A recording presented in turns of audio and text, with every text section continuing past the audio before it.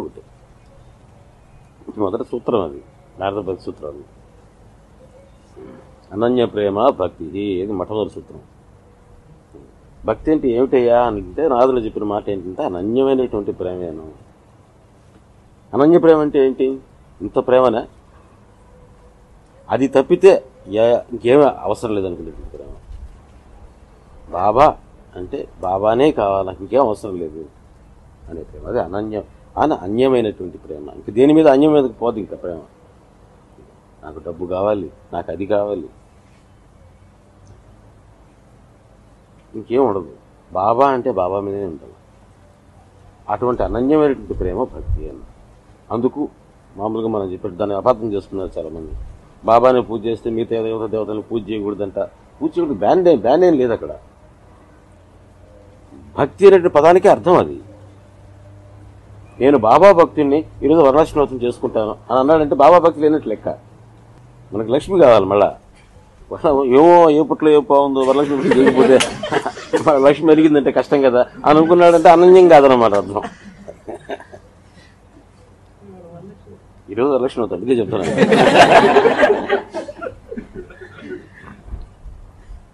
ఇంకా అనన్యమైనటువంటి ప్రేమే, దాన్నే భక్తి అంటారు. కాబట్టి సాయి భక్తులు అంటే సాయి తప్పితే ఇంక ఎవరి మీద ప్రేమ లేనటువంటి వాడు. ప్రేమించకూడదనే బ్యాన్ కాదు, నెగటివ్ పాయింట్ కదా, అక్కడ పాజిటివ్ పాయింట్. ఎవరన్నా మేము చేసుకుంటామంటే మీరు అన్నం పెట్టుకోవచ్చు, హ్యాపీగా పెట్టుకోవచ్చు. అంటే మీకు భక్తి లేదని అర్థం, అంతవరకే, తప్పని కాదు అది. కాబట్టి భక్తికి చెందిన నిర్వచనమే అది.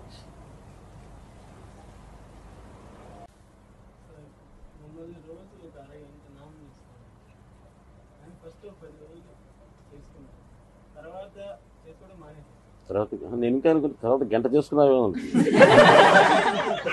నా ఉద్దేశం అది.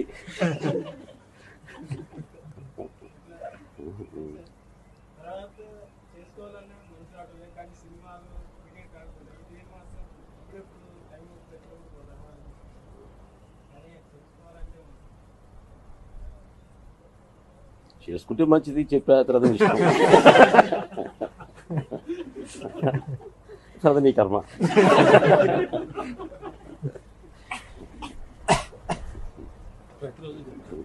అలా ప్రతిరోజు చెప్తుంటా. ఇది అనన్య భక్తి, అనన్య ప్రేమ అంటే. ఇంకా మనకి అనన్యమైనటువంటి ప్రేమ బాబా పట్ల ఇంకా మనకు కలగల. మన ప్రేమ ఇంకా ఎన్నో విషయాల్లో బాబా మీద ప్రేమే, బాబా మీద ప్రేమ లేదని అన్నాం, కానీ ఇంకా చాలా ఉన్నాయి.